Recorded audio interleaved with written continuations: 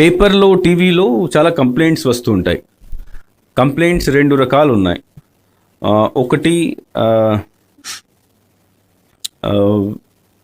అంటే ప్రభుత్వం ఉద్యోగి, ప్రభుత్వంతో పని చేసిన వాళ్ళు క్యాంపెయిన్కి వెళ్తున్నారు, అదర్వైజ్ సపోర్ట్కి వెళ్తున్నారు. So what direction last time కూడా ఇచ్చాము, నేను కూడా రెగ్యులర్గా కలెక్టర్స్తో మీటింగ్ పెడుతున్నాము. దట్ ఎప్పుడైనా ఎక్కడైనా కంప్లైంట్ అంటే టీవీలో రావచ్చు, న్యూస్ పేపర్లో రావచ్చు, తర్వాత సోషల్ మీడియా ద్వారా రావచ్చు, ఎస్సీ విజిల్లో రావచ్చు. వచ్చినప్పుడు వెంటనే ఎంక్వైరీ చేయాలి. ఎంక్వైరీ చేసిన తర్వాత షోకాజ్ నోటీస్ ఇవ్వాలి. ప్రొసీజర్ ఫాలో అయ్యి వాళ్ళ మీద ఆధారం అంటే ఎవిడెన్సెస్ కలెక్ట్ చేసుకుని యాక్షన్ తీసుకోవాలి. సో వాలంటీర్స్, తర్వాత contract employees, even regular employees మీద మనకు కంప్లైంట్స్ వస్తున్నాయి.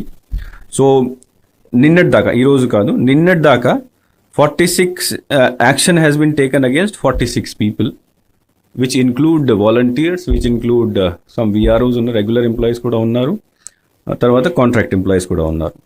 సో రెగ్యులర్ ఎంప్లాయీస్ని సస్పెండ్ చేయడం జరిగింది, కాంట్రాక్ట్ ఎంప్లాయీస్ని తర్వాత వాలంటీర్స్ని ఉద్యోగం నుంచి తీసేయడం జరిగింది. తర్వాత కొన్ని కేసెస్లో వాళ్ళ మీద క్రిమినల్ కేసు కూడా పెట్టడం జరిగింది. క్రిమినల్ అంటే లీగల్ కేసు కూడా పెట్టడం జరిగింది.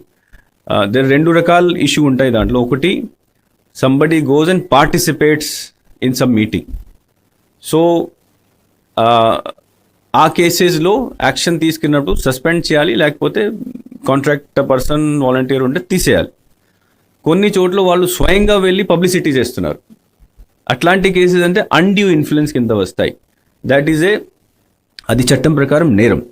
సో అక్కడ క్రిమినల్ కేసు పెట్టడం జరుగుతుంది. ఈ 2 రకాల వ్యవస్థ ద్వారా యాక్షన్ తీసుకోవడం జరుగుతుంది. ఇంకా ఈరోజు కూడా కంప్లైంట్ వచ్చినాయి. సో